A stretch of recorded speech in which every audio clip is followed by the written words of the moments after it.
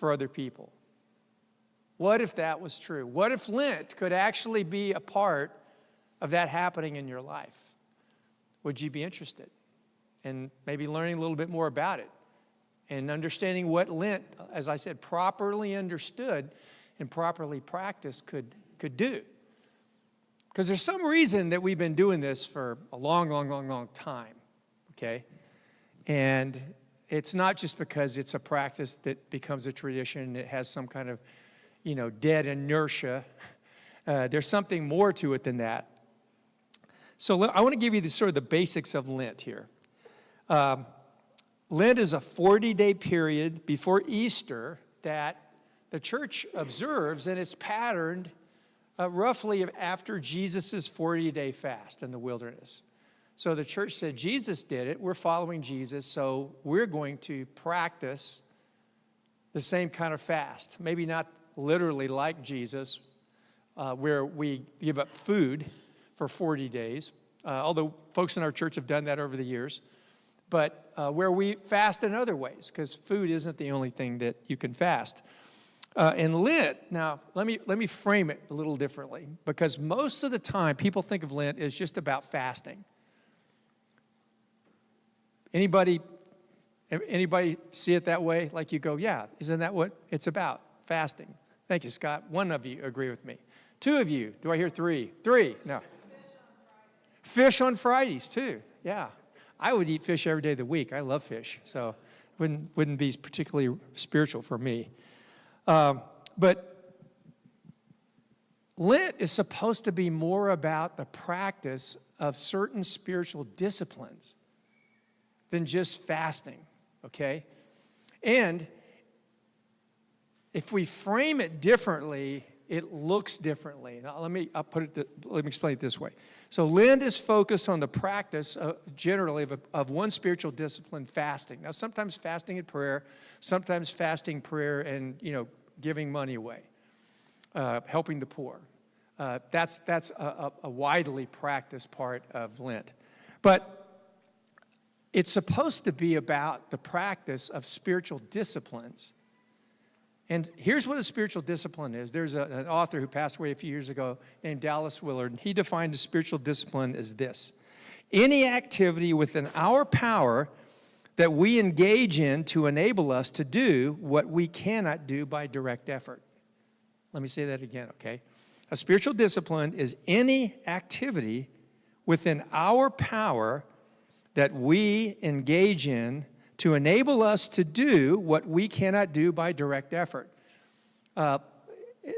There's a passage he quotes in 1 Timothy where he says, Paul tells Timothy, discipline yourself for the purpose of godliness. And he uses a word, discipline, and it's also the word that's translated train yourself. And so what he says is spiritual disciplines are ways of training yourself for godliness.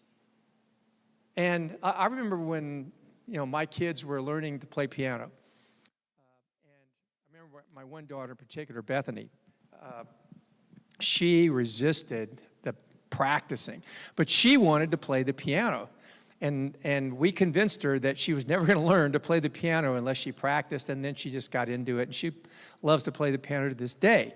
But what she learned to do was she had to learn notes. C, D, E, F, G. She had to learn to read notes. She had to learn to play chords. She had to learn all kinds of things. And she had to practice them because she wanted to be able to play the piano. So over time, as she practiced and trained and learned how to play the piano, she could by will choose to play a song, which she can do today as an adult. And everything you do in life is built around practicing and learning. There's very few prodigies in the world. There's very few Mozarts. There's very few Elon Musks. There are very few people who just, everything is so easy for them. I'm grateful for them. It shows the goodness of God. But for everybody else, that's us, practice is the way we grow and change, and we can do things that we couldn't do by just choosing to do it. So Lent is a season of spiritual formation through the application of spiritual disciplines. If you want to know what Lent is, it's a season of spiritual formation. We're supposed to practice certain spiritual disciplines, or we'll be invited to practice, because there's no command in the Bible that says 40 days before you celebrate Easter, you have to do this thing called Lent. It's just a tradition that developed. So it's not a binding practice. I just want to tell you right now, if you don't want to do Lent, that's cool. But I hope you practice spiritual disciplines. Because Lent is kind of, I think, ultimately, Lent is a way that people get tricked into practice spiritual disciplines. And sometimes we have to get tricked into things to find out that they were really good for us. I don't know. I retract that. That's probably not true. We don't need to get tricked into anything. But when we practice spiritual disciplines, the benefits we get from them, if we practice them, the benefits we get from them are amazing. Now, I want you to, if you have a Bible with you, I want you to open it, 2 Peter chapter 1. Joshua was taught out of this a few times. It's a great passage, and it's a perfect place to see how grace and spiritual disciplines interact, how they're connected. They're essentially connected. Because I'll tell you one thing that a lot of Christians do is a lot of Christians with sincerity try. Well, I try to do the right thing. I try hard. I try to love people. I try. But you know what? You try, and you will find yourself after a while really coming up short. And then what happens is if you try and try and try, and you don't see any change in your life, you just start faking it. Or you just give up. Or you give up and you fake it, like you haven't given up. And that's a sad thing. It's really a sad thing to see a discouraged Christian should be an oxymoron. Not that we don't get discouraged, but we shouldn't live discouraged. I mean, there might be seasons where life is really difficult and you feel like I'm just not making any headway because, the Bible talks about the idea of sowing and reaping. And sometimes you have to sow and sow and sow, and then suddenly you reap. And that's what we're talking about here. So here's what I want to explain to you about spiritual disciplines. We're going to look at 2 Peter chapter 1, starting at verse 3. I'm going to look at the first two verses first, then we're going to read the last few verses. Peter says, His divine power has granted to us all things that pertain to life and godliness through the knowledge of Him who called us to His own glory and excellence, by which He has granted to us His precious and very great promises, so that through them you may become partakers of the divine nature, having escaped from the corruption that's in the world because of sinful desire. So what he's saying is, because of this person, Jesus, this Jewish carpenter who was crucified and hung on a Roman cross and died and rose again, if we follow Him and we put our trust in Him above everything else, we experience reconciliation with God, or like Joshua says, we experience what the New Testament calls sozo, which is salvation in every dimension of your life, in relationships, in health, in a peace of mind and heart. I was talking to a friend last night, and she was telling me how back in 2007, how when she really started following Jesus and she really started dealing with sobriety, how she went from not having any peace in her life at all, just being wrecked, to a person who had this deep and abiding peace. And she was reflecting on a member of her family who's struggling with that and has no peace at all. None. Not only that, some people can live without peace, but they're such miserable people to be around, right? And salvation is this restoration project that God is doing for all of creation. So there isn't one single thing, like the book of Ephesians says, that God is going to sum up everything in heaven and earth in Christ. So this Jesus that we sing about and we worship, he's the Son of God, the Creator. And if we put our faith in him, what Peter says here, it's very similar to what Paul says in Ephesians 1, is that God has given us everything that we need for life and more in Jesus. That's good news. And that we receive it as a gift because we believe in him. Not because we've earned it in any way. It's a gift. That's good news. That's why we sing these songs. That's why people write songs when they're inspired and they're moved. And there's nobody in the world who has inspired more songs than Jesus. Do you realize that? I mean, not even breaking up with your girlfriend has inspired more songs than Jesus throughout history. A famous scholar named Gordon Fee said, where the Spirit of the Lord is, they're singing. Where the Spirit of the Lord is, they're singing. And the Spirit of the Lord is wherever anybody believes in Jesus. The Spirit of God comes and lives in us and lives among us. But here's the thing. The next verses, after he tells us this good news, in verse 5 he says, for this very reason, in other words, because of what Jesus has done for you, for this reason, make every effort to supplement your faith with virtue, virtue with knowledge, knowledge with self-control, self-control with steadfastness, steadfastness with godliness, godliness with brotherly affection, brotherly affection with love. I'm going to stop there. He says, make every effort. Now, are we earning ourselves? Are we earning something from God? No. What he's saying is, there are spiritual disciplines that if you practice them, you position yourself to experience the grace of God in every dimension of your life. Every dimension of your life. Now, I'll give you an illustration of this. If you can, keep your finger in that and turn to Acts chapter 2. I'm going to give you a quick list in a moment of a lot of the familiar spiritual disciplines that people practice. But in Acts 2, after the day of Pentecost, when you get to verse 42, 3,000 people received Peter's message, and it says in verse 41, those who received his word were baptized, and there were added that day about 3,000 people. And then look at verse 42.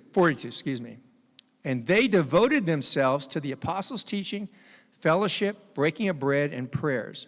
And awe came upon every soul, and many wonders and signs were being done through the apostles. And all who believed were together and had all things in common. And they were selling their possessions and belongings and distributing their proceeds to all as any had need. And day by day, attending the temple together and breaking bread in their homes, they received their food with glad and generous hearts, praising God and having favor with all the people. And the Lord added to their number day by day those who were being saved. So you can see in this passage, immediately from the get-go of following Jesus, they began to follow the way of Jesus, which meant practicing spiritual disciplines. Right off the bat, it named 4, but if you keep reading it, there's one spiritual discipline after another named in there. Now, a lot of times we looked at this passage and we don't see that. But this is the make every effort. They devoted themselves to the apostles' teaching, to study and meditation. They devoted themselves to fellowship, community together. They devoted themselves to breaking of bread, which is worship and the Lord's table and other things. They devoted themselves to prayer. They devoted themselves to being generous here, to serving other people. They devoted themselves to all kinds of things. If you keep reading through the book of Acts, they confess their sins to one another, like what we're trying to learn to practice. In all the ways, not just publicly, but they confess their sins privately, one-on-one, in small groups, publicly like this. They worshiped God, they fasted.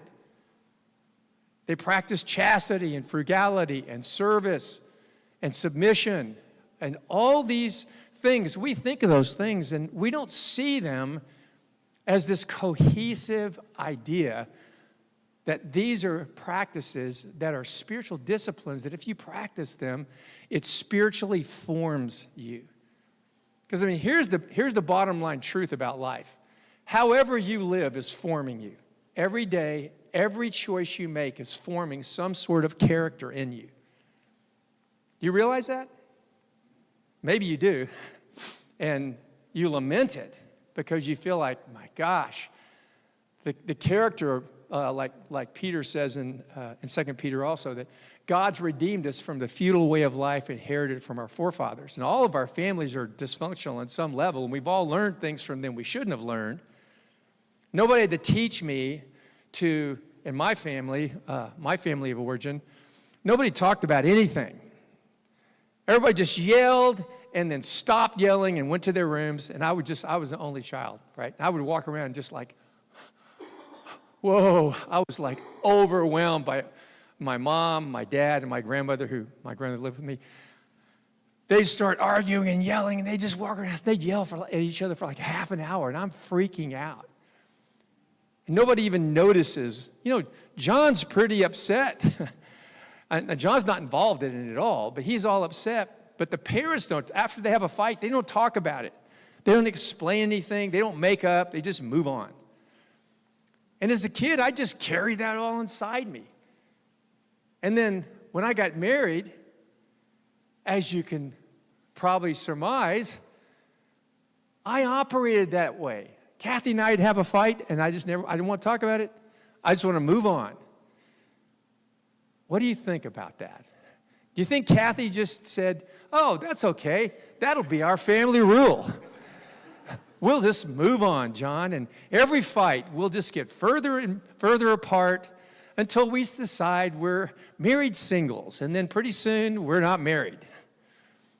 But I inherited that. No one told me in my family, listen, you just need to not talk about things, and maybe it'll sort out on its own, because it's really hard and complicated to talk through things. Anyway, you get the point. We've all inherited ways of living from our families and the world around us, and sometimes from the church, that are not very functional, and they're certainly not God's best for us. These practices, spiritual disciplines, have been practiced by the church for 2,000 years and beyond. Jewish people use these. You can go back and see these practices in the Old Testament. Jesus practiced spiritual disciplines. You can see, I'll read you a quick list of spiritual disciplines. If you know the New Testament well, you can see almost every single one of them. There's explicit citations of Jesus doing these things. And so it's no surprise that in the first church in Jerusalem, they did what they saw Jesus doing. The apostles learned to follow the way of Jesus. And so if you're struggling in your life, if you're trying and you're not getting very far, you need to try spiritual disciplines. It's not bad to try, because to follow Jesus, it requires effort. We're not saved because of our good works, but we're saved for good works. Ephesians 2 says, we're not saved by our works, we're saved by grace through faith. That's not of yourself, it's the gift of God, that no one can boast. For we are his workmanship, created in Christ Jesus for good works. So good works should not become a negative thing unless they're earning. But effort is connected to grace. When we get grace, it requires effort afterwards to grow and to practice spiritual disciplines. It does. It really does. So here's a list of some. Fasting, prayer, study and meditation, solitude, silence, chastity, frugality, worship, fellowship, I said celebration before already. Celebration, generosity, service, submission, sacrifice, secrecy, Sabbath, etc. Secrecy, for example, secrecy is where you do something that's good for other people, but you don't let anybody know. It's not keeping secrets. You know, one of my friends taught me years ago. He said, you're only as sick as your secrets, unless you're doing good things for people and you don't want to trumpet it to everybody so that you look good. You're virtue signaling. Secrecy is about saying, I'm not going to be part of the virtue signaling crowd, right? And it's a human temptation. We want people to know when we're doing something good because we want to feel significant. But we got to learn that we're significant because of who Jesus says we are, not because we're doing good things, right? But we should do good things. But we should just be the beloved children of God, and that's where we live our lives. That's the base of our lives. That's why we ask you when you come up and you confess something, you come with this microphone to say, like Allison did, hi, I'm Allison, I'm a beloved child of God. Because when you're confessing a struggle or a weakness, you don't feel like a beloved child of God, generally. But that's who we are, no matter how we feel. That's why all these letters in the New Testament start with the grace of God that's been given to us, and then what we should do as a result of it. Not, we do this to get his grace. That's putting it backwards. And sometimes that gets mixed up in Lent. Sometimes it becomes penance. You give something up to earn something from God. You know, get rid of that right now. Get rid of it. So,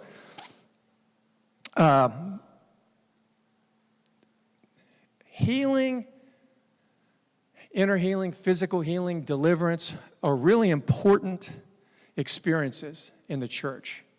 We practice those things every week, daily. But they don't make you mature. They remove blocks to maturity, and then you grow as you practice spiritual disciplines. Leanne Payne used to say over and over and over, Christians think that if I just get inner healed, I'll become mature. No, but you won't become mature without experiencing the grace of God and deep wounds in your life. You won't. You won't. You can't. You're stuck. You'll be in a reactive mode. And every time something triggers you, you're going to react. You have to remove that thing. Experience the grace of God. Physical healing. All these things are part of the Christian life. But we grow spiritually the same way we grow in every other dimension of life. Slowly over time. And I brought my kids to enough doctors and had enough conversations with physicians who would express, okay, now, you know, they would do tests and make sure they're getting enough calcium, make sure they're getting enough sleep, make sure they're getting enough protein. Because what happens if you don't get enough calcium and protein and sleep and whatever affects your growth, it affects your health. And those are things, you know, you don't just get like a calcium download when you're 12 and that's it. Have you ever gotten a calcium download you had that one thing for life?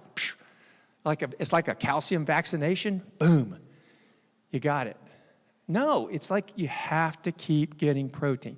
You have to keep getting vitamin K. You have to keep getting C, and on and on and on. Well, spiritually, we have to encounter the grace of God over and over and over as a way of life, and we become more and more like Jesus, little by little by little.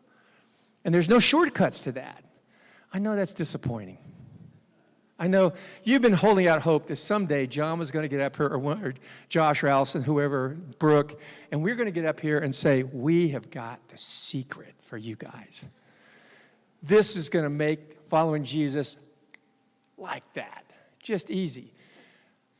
We talked about last week what false teachers do is they tell you what you want to hear, but not what you need to hear. And what we need to hear is what God tells us we need to hear. But we like to accumulate people who will tell us what we want to hear.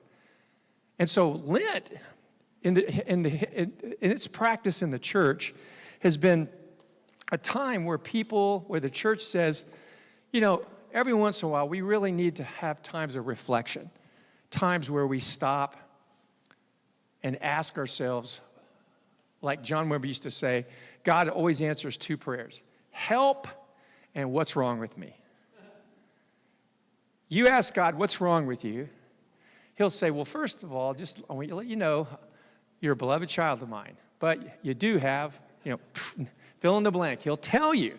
And we have to understand we are constantly falling back into old habits, falling back into ways of thinking that aren't helpful, compromising, becoming lukewarm. Like there's a church in the book of Revelation where Jesus blessed that church and said, thank you that you guys are holding on to the truth, that you won't abide false teachers, but you've lost your first love.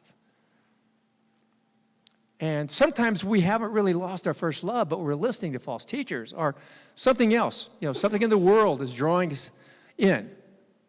And so what we're supposed to experience at Lent is a time where we just begin to focus, and here's the thing about this, together. Like, remember we read in Acts 2 there?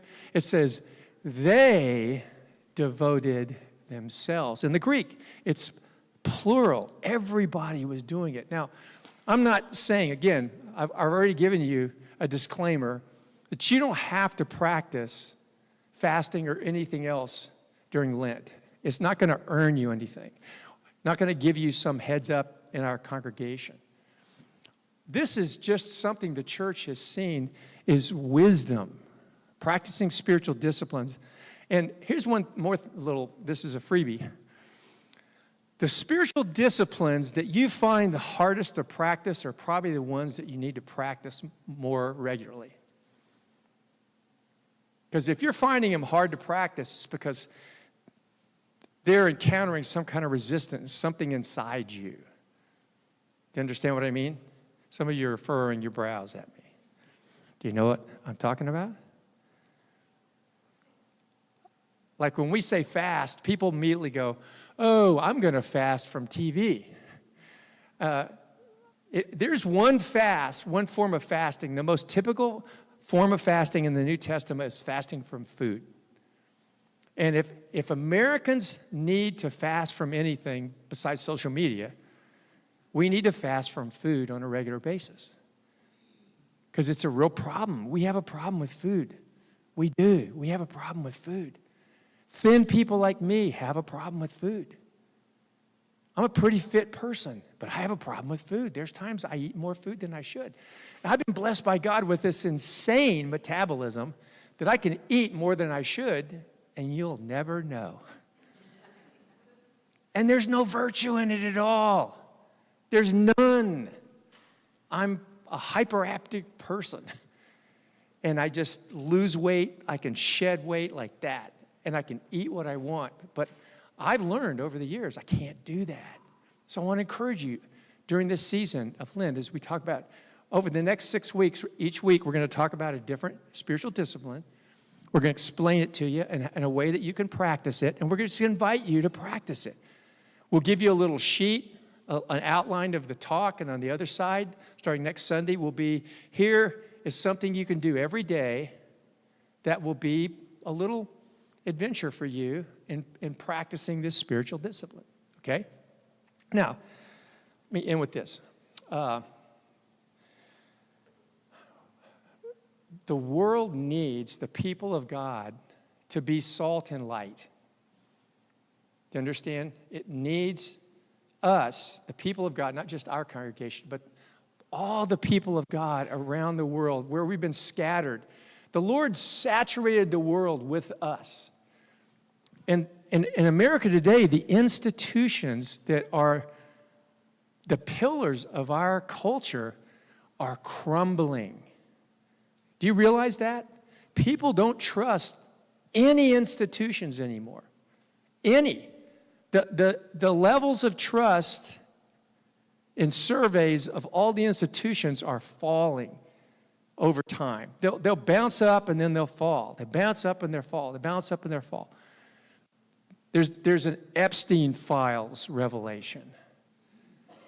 When I was a kid, there was Watergate, which just blew the lid off of the presidency, all the criminal activity. And trust is super important. We'll talk about that next week. But here's what I want you guys to know. Jesus said, we are the salt of the earth, the light of the world. We're a city set on a hill. We're one of the institutions that sustains every society. And we don't have to get up and do dramatic things and preach great messages and write great books. We just need to live out this life of Jesus day in and day out, where we work, live, learn, and play. And there is a power to the beauty of holiness that's irresistible. Now, here's the thing. You may go, well, John, when I'm trying to be kind, or I don't want to gossip at the water fountain, in the break room, people, make fun of me. They've given me names. We used to be called, in my day, Jesus freaks. And it was a term of derision. And how can me say choosing not to gossip be something that's good for everybody? Well, when people don't want to follow Jesus, they react to the beauty of holiness, but they're also drawn to it. They're drawn to it. Jesus says, let your good deeds so shine before others that they may see them and glorify your Father who's in heaven. They will. They see the truth. We're not going to do it perfectly. But if we're leaning into it and saying, oh, Lord, I don't want to displease you. Where I live, work, learn, and play, I want to represent you well. I want them to see the beauty of holiness and how good it is to be loving and courageous and forgiving and humble and hardworking and truthful. And all these virtues, like he said here. The power of that is immeasurable, but it's so quiet.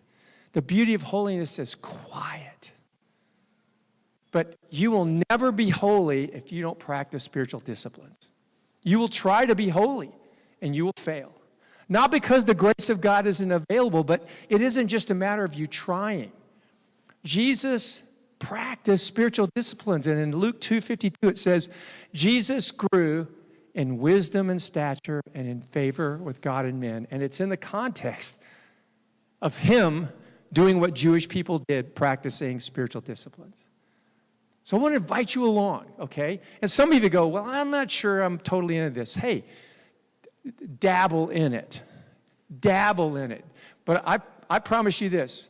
If you give us 40 days of practicing spiritual disciplines with us, we'll give you a different character around Easter time. You will see a measurable difference in your character by the time Easter rolls around, or we'll give you your money back. I wouldn't stand up and say this if I didn't believe that following Jesus in the way that he invites us to follow him will bring real changes. So I'm just inviting you along. So let's close. We always want to have just some prayer and some ministry. And when we were worshiping earlier, did any of you feel like there's something going on in your life where you go, boy, it just came to your mind. It wasn't like you walked in the building thinking about it, but it came to your mind. And you go, I want the kingdom of God to break into that thing. It might be a family thing, might be a health thing, might be a work thing. Who had something kind of pop up during when we were worshiping? Just raise your hand. Beth? Okay, who else? Okay. Anybody else? Okay. Yeah.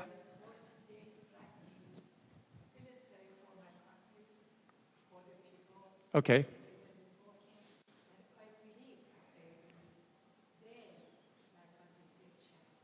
Amen. So she's saying pray for Iraq. Iran, I'm sorry, Iraq. Well, pray for Iraq too. But she was saying specifically pray for Iran.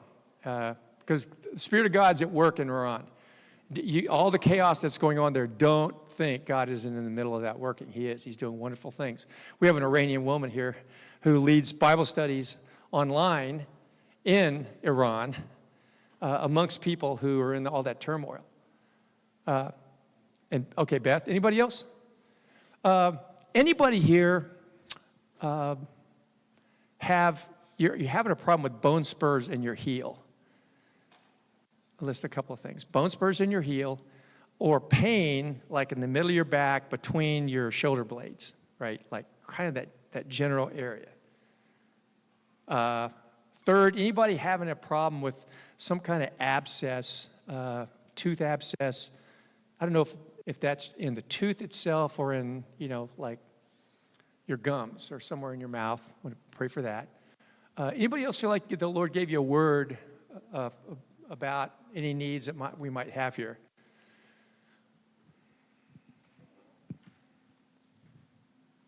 Not everybody at once.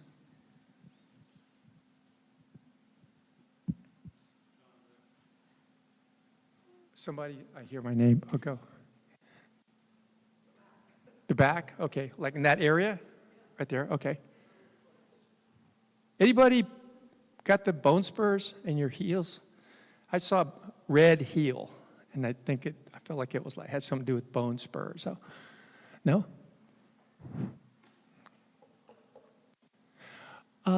Could someone go in with the kids where Mel is and ask them to ask the kids at the end of the class if any of the kids are having problems with their nail or nail bed? I don't know if it's one or more fingers, but to pray for them, for the kids. You have that? Okay. Your nail beds? Okay. But I think could somebody do that? That knows Mel? Walk in and tell them, ask the kids before they dismiss them to ask about that and pray for them. I just think the younger class, that there's a kid in there, and we're going to miss them. We try to leave a little room for this. Josh, anything?